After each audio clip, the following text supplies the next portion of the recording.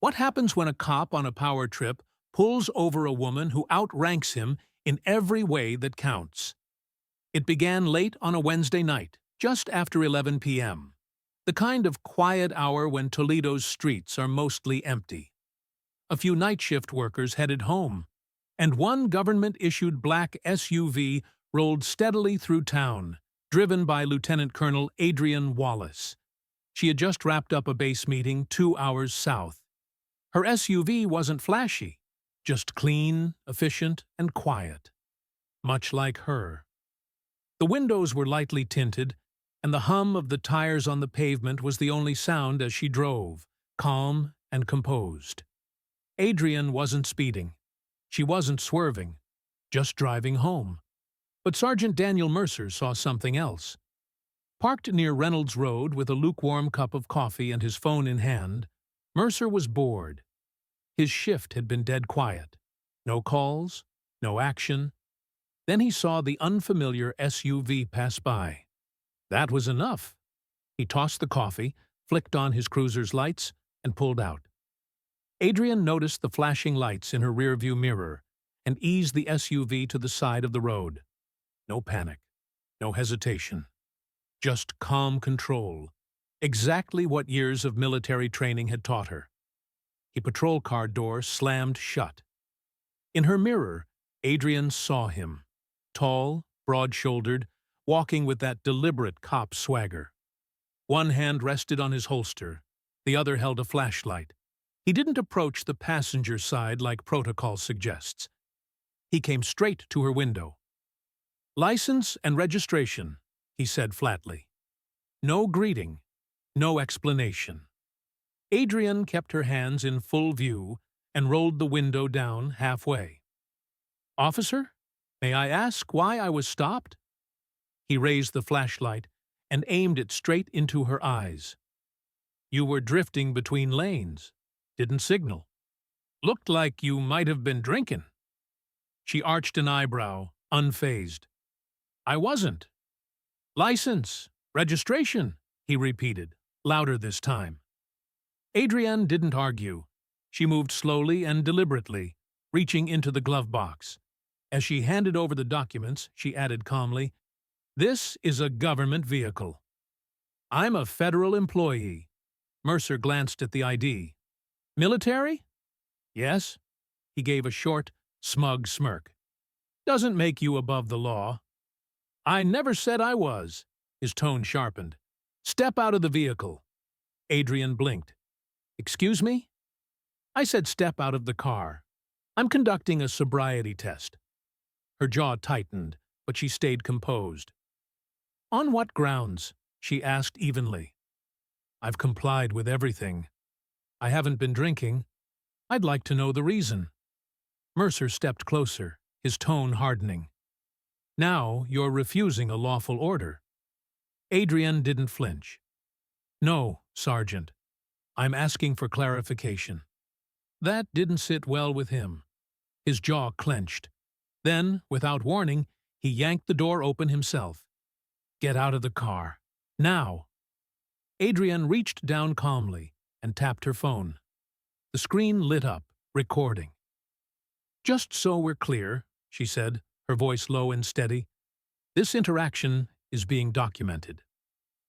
Mercer's eyes flicked to the phone. For the first time, a flicker of uncertainty crossed his face. But his pride held firm. "Out! Now!" Adrian stepped out slowly, standing tall. Not hostile, not submissive, just unshakably confident. Even in civilian clothes, her bearing spoke volumes. Mercer looked her over, a hint of doubt creeping in. Who am I dealing with? The thought whispered in the back of his mind. But his ego pushed it aside. "Walk that line," he ordered, pointing to a stretch of pavement under the streetlights, like she was some weekend drunk. Adrian said nothing. She walked the line perfectly. No wobble, no slur, no hesitation. Just precise, practiced movement. He watched in silence, and for the first time that night, the authority in the air didn't belong to him. Still, he handed her a ticket. "Failure to stay in your lane." Adrienne took the paper without a word, just a look, calm, controlled. Then she got back in her SUV and drove off into the quiet night. What Mercer didn't know was that this piece of paper, just another ticket to him, would land in court and change everything. Sergeant Daniel Mercer's side Mercer wasn't new to the job. 15 years on the force had shaped him, hardened him. He'd seen it all. Bar fights, wrecks, domestic calls, and worse. His name carried weight around the precinct. Rookies stood a little straighter when he walked by, and he liked it that way. He didn't ask questions. He gave orders. To Mercer, the badge meant control, authority, final say. Whether it was a mouthy teenager or a driver asking too many questions, his response was the same: firm, fast, and absolute. He didn't back down, and he never apologized. Everyone at the station knew who he was. The cop who always filed his reports, showed up on time, never hesitated. But they also knew the rest: his short fuse, his sharp tongue, and a tendency to escalate when he didn't get the compliance he expected. No one challenged him. Until that night. Back at the station, he didn't say much about the stop. He logged the ticket: failure to maintain lane, possible impairment, no arrest. Routine. He tossed his body cam into the charger without a second thought. But the real story, the one that would unravel his routine, was already in motion. The footage sat untouched for 2 days. Meanwhile, Mercer laughed about it in the break room. "Some woman tried to pull rank on me," he told Officer Diaz, leaning back with a smirk. "Flashed her government ID like I was supposed to salute or something." Diaz paused mid-sip of his coffee. "Wait, she was military?" Mercer shrugged. "Said her name was Wallace." Diaz's expression changed instantly. "Adrienne Wallace? Lieutenant Colonel Wallace?" Mercer raised an eyebrow. "Yeah, that sounds right." Diaz set his cup down. "She's not just military. She runs logistics at Fort Wayne, Bronze Star, 2 deployments, spoke at the academy last year. She's the real deal." Mercer rolled his eyes. "Doesn't matter who she is. On the road, I'm the law." But Diaz's tone stuck with him, that flicker of respect, of caution, and it gnawed at Mercer more than he wanted to admit. Still, he didn't check the footage. Didn't think twice about the ticket. As far as he was concerned, it was routine. Done. But it wasn't. Adrienne Wallace didn't escalate things for ego. She wasn't loud. She wasn't dramatic. 22 years in uniform had taught her when to speak, and when to let silence speak louder. But this wasn't about her. Not anymore. She was thinking about every young soldier she'd mentored, every civilian she'd seen mistreated, every woman, especially every black woman, who had to stay quiet just to stay safe. She wasn't staying quiet. The next morning, Adrienne sat in her office at Fort Wayne, staring at the screen. Sleep hadn't come easy, not because of rage, though there was plenty of that, but because the moment kept replaying.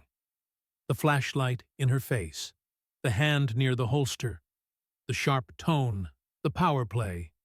She'd done everything right, stayed calm, controlled, but she knew how close it had come to going wrong. A soft knock. Her aide, Sergeant Daniels, stepped in. "You good, ma'am?" Adrienne looked up. "Number. But I'm handling it." Daniels closed the door behind him. "I saw the video. You want me to loop in the base attorney?" "Already done," she said, eyes still on the screen.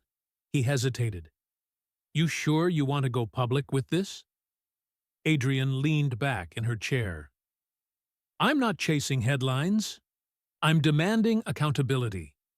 And she meant it. She hadn't built her career on ego or noise. She'd led with discipline, with integrity. Her rank wasn't just something stitched onto her uniform. It was earned, lived, and carried with responsibility.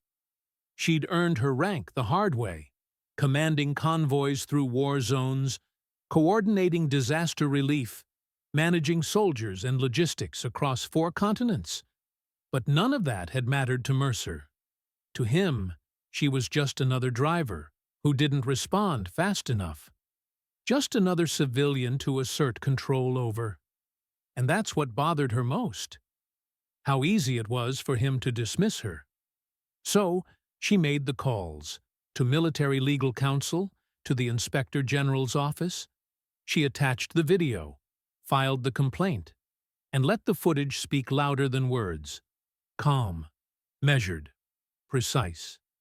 By the end of the week, Mercer's name was tied to a formal investigation. The department's legal team was notified. Quiet emails started circulating. And Adrian? She kept working, kept showing up, said nothing publicly. But behind the scenes, she was ready. Her lawyer didn't mince words. The stop wasn't just unprofessional.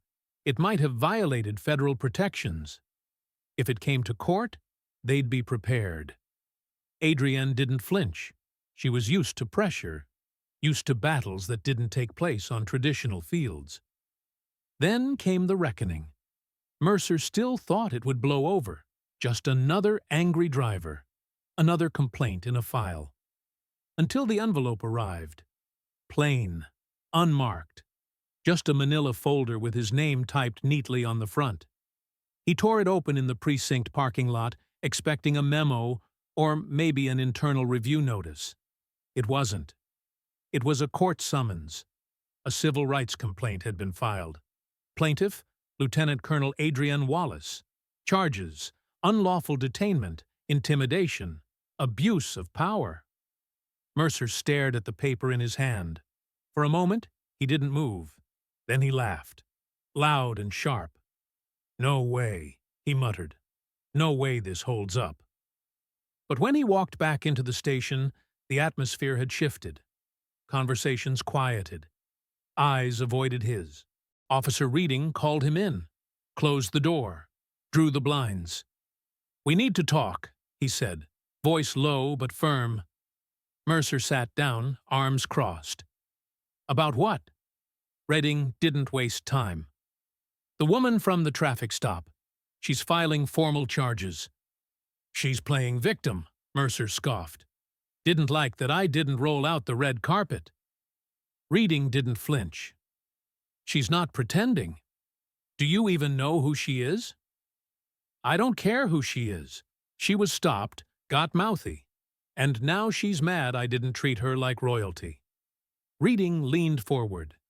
"She's Lieutenant Colonel Adrienne Wallace, Bronze Star, 2 deployments, clean service record, high-level security clearance, and she's got powerful people behind her."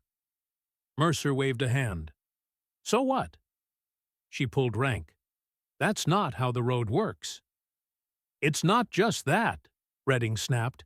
"She recorded the whole thing. Her view, yours too. The video's already in legal's hands." Mercer's jaw tightened. "So we fold? Just apologize because she's military?" "We don't fold," Reading said, "but we don't pretend this is nothing either. You're going to court. And if this leaks, and it will, this department's going to be in the spotlight for all the wrong reasons." Still, Mercer stayed stubborn. "She wasn't even arrested. I didn't lay a hand on her. I followed protocol." "You were tense, Dan," Reading said quietly. "You escalated. You treated her like a threat before you even knew her name." Mercer pressed his lips together. For once, he didn't have a snappy retort. The court date was set, 3 weeks out. And by then, the whispers had started. Quiet conversations in corners. Locker room silence when he walked in. Long stares in the hallway. No one confronted him, but Mercer felt the shift. He wasn't the unshakable veteran anymore. He was a problem, a liability, and everyone knew it. Meanwhile, at Fort Wayne, Adrienne prepared in her own way. No press releases, no social media posts, no drama. She sat in conference rooms with her legal team, reviewed the footage frame by frame, took notes, recalled every word, every gesture. Calm, focused. Delaney Price, her lawyer, watched her from across the table. "Are you absolutely sure about this?" she asked gently. "Once this goes public, it's permanent. People will have opinions, and they won't all be kind." Adrienne didn't flinch. "I'm not chasing sympathy," she said. "I'm demanding accountability." Adrienne nodded. "Good. Let it." Price studied her for a moment. Most people would have let it go. "I've let too much go already," Adrienne said quietly. "This isn't just about me." She wasn't after a payout. She wanted a record. A formal recognition that power didn't give someone the right to intimidate, to belittle, to provoke. Silence wasn't the only option anymore. Adrienne wasn't just standing up for herself. She was standing up for every person who had been dismissed, mistreated, or silenced by someone hiding behind a badge. When the court date arrived, she didn't slip in quietly. She walked in with purpose, wearing her full dress uniform. Medals polished, rank unmistakable. Every step was deliberate. She wanted the jury to see the full picture. Not just a woman pulled over on the side of the road, but a decorated officer who had risked her life for the country, who played by the rules, and now expected the same in return. Mercer was already seated when she entered. He turned, and his expression faltered.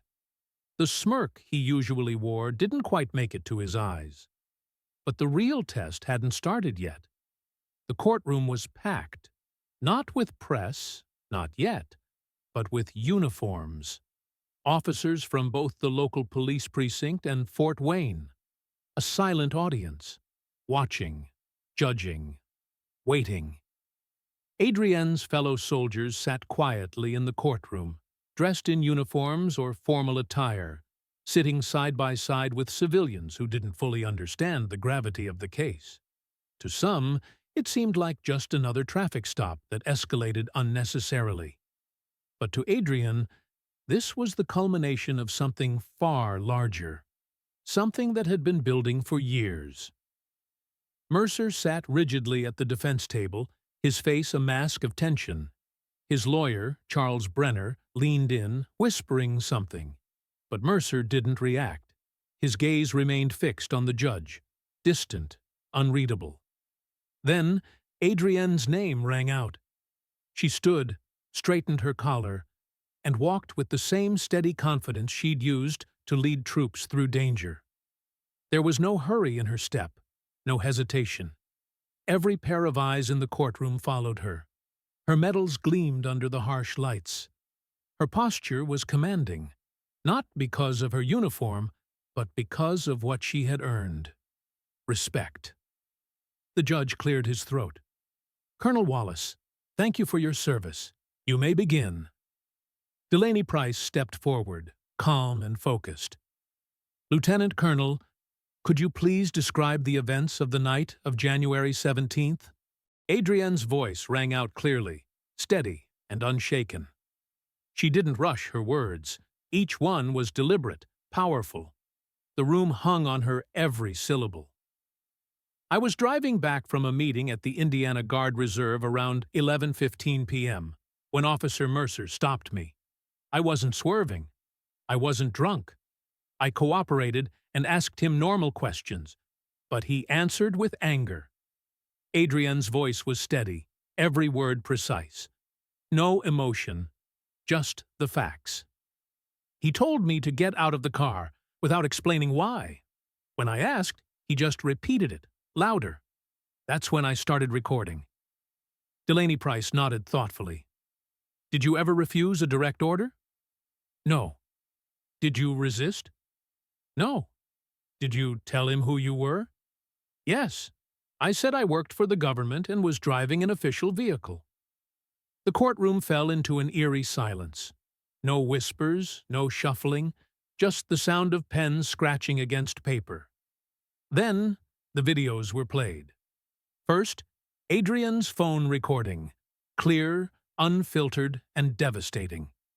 Then came Mercer's body camera footage, revealing his harsh tone, his threatening stance, his hand dangerously close to his gun.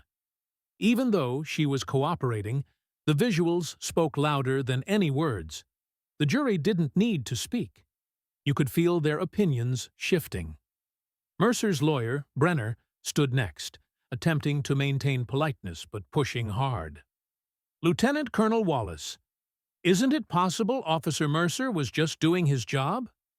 Adrienne didn't hesitate. Her voice was a calm, unwavering force. "Number, couldn't he have been worried about safety?" Brenner asked, trying to maintain control. "I was driving fine. I was sober. I wasn't threatening anyone. There was no danger." "And yet you recorded the stop. Why?" "Because experience taught me that staying quiet doesn't keep you safe. I wanted proof of what happened." Brenner nodded slowly, his gaze sharp. "So you don't think officers should use their own judgment during stops?" Adrian's eyes locked on his, unwavering. "I think judgment must come with self-control. That badge isn't a license to do whatever you want. It's a duty." Even the judge paused at that. Then it was Mercer's turn. He didn't testify, only sat there, tense and quiet, as they replayed the videos, each moment stretching into the next. Every harsh word, every glare, every time he treated her as though she didn't matter. It was all laid bare for the court to see. The prosecutor spoke next, his voice calm but pointed. "Sergeant Mercer, why did you order her out of the car?" Mercer stiffened. She seemed suspicious. "Did she disobey you?" "No." "Did she yell? Threaten you?" "No." "Then why escalate?" Mercer didn't answer. "Sergeant Mercer, did you know she was a lieutenant colonel?" "No." "And if you had?" Mercer's voice dropped, almost a whisper. "I might have handled it differently." The room went still. There it was, the crack in his facade. Not quite an apology, but the truth, slipping out like a confession. That night, Mercer didn't see a person. He saw someone who didn't obey fast enough, didn't act the way he wanted. Now, with her rank clearly visible and the entire court watching, the truth was undeniable. But the trial wasn't over. The jury still had to decide what punishment was fair. 3 days later, the courthouse felt different. The tension had faded, and the crowd had thinned. No uniforms, no extra officers. Just Adrian, her lawyer, and a handful of curious onlookers. Mercer sat across from his attorney, trying to mask his anxiety, his jaw tight as he stared ahead. Judge Cynthia Morales looked out across the room, her voice steady and clear. "In the case of Wallace versus Mercer, the jury finds in favor of the plaintiff." Mercer shifted uncomfortably in his seat. Adrian didn't move. "The court rules that Sergeant Mercer violated constitutional rights during an unlawful stop. His actions did not follow department protocol or basic professional standards." The silence that followed was thick and final. No one cheered. No one gasped. It was just the sound of justice being served in the quietest, most resolute way. Mercer's lawyer leaned in, muttering with little conviction, "We'll appeal." But even he seemed uncertain, as if the weight of the moment had settled on them both. The judge continued, "No criminal charges will be filed at this time, but the plaintiff is entitled to $35,000 in compensation. This ruling will remain in the public record permanently. Additionally, it will be forwarded to the Department of Justice and the Toledo Police Department for review and policy reform." Adrienne didn't smile, cheer, or show any visible reaction. She simply gave a single nod, not to the judge nor the jury, but to herself. She had done what she set out to do. Outside the courthouse, Mercer paced near the steps, the weight of the verdict still pressing down on him. A few local reporters had gathered, their cameras flashing as they tried to catch a glimpse of him. He lowered his head, shielding his face with a folder, staying silent, making no comment. Then, without a word, he got into his car and drove away. Inside, Adrienne paused in the hallway, scrolling through her phone. A message popped up. "You won. Case closed." Her lawyer, Delaney Price, caught up with her, his footsteps echoing down the empty corridor.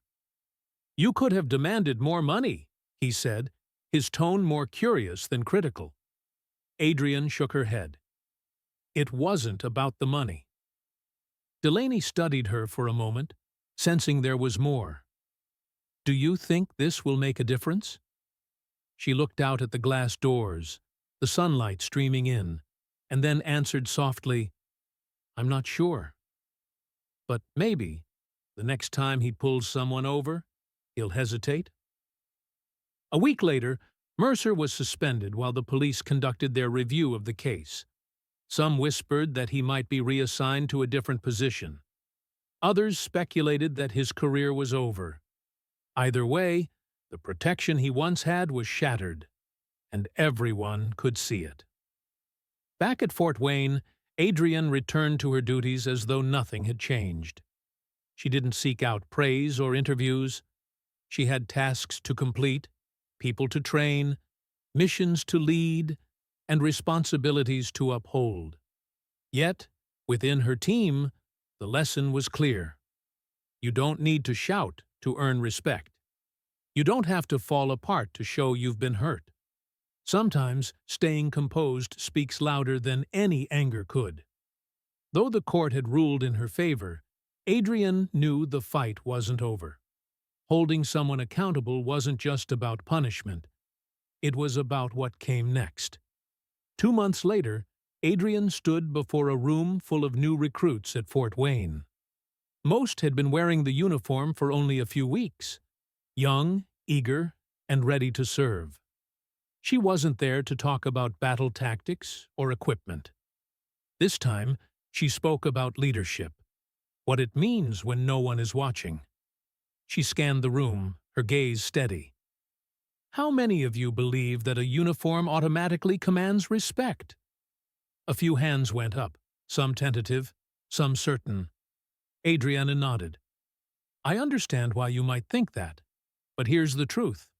Respect isn't given. It's earned with every action, every decision. She allowed the words to settle in. The same goes for power, she continued. The badge, the rank, the authority. It's not armor. It's a responsibility. If you can't carry it with honor, you don't deserve it. In the back of the room, a young soldier straightened, listening more intently now. Adrienne paused, letting the weight of her words sink in. When an officer stopped me and forgot his duty, I could have shouted. I could have frozen. I could have ignored it. But I didn't. She locked eyes with them. I recorded it. I reported it. I went to court and told the truth. A long silence followed. That officer thought his badge made him untouchable. But when he saw my rank, it wasn't just the uniform. It was how I stood my ground that made the difference. She took a breath before finishing. That's real leadership. The room remained still, not from disinterest, but from a deep, shared understanding. Adrienne closed her folder and met their gaze. Lead with honesty. Serve with honor. And remember, you don't just wear the uniform. You represent everyone who has ever worn it, and everyone who ever will. She stepped down, not seeking praise or thanks, but because her point had been made. Let this be a lesson. Power without responsibility is just a mask for fear. Speak up. Stand firm. When you witness injustice, don't look away.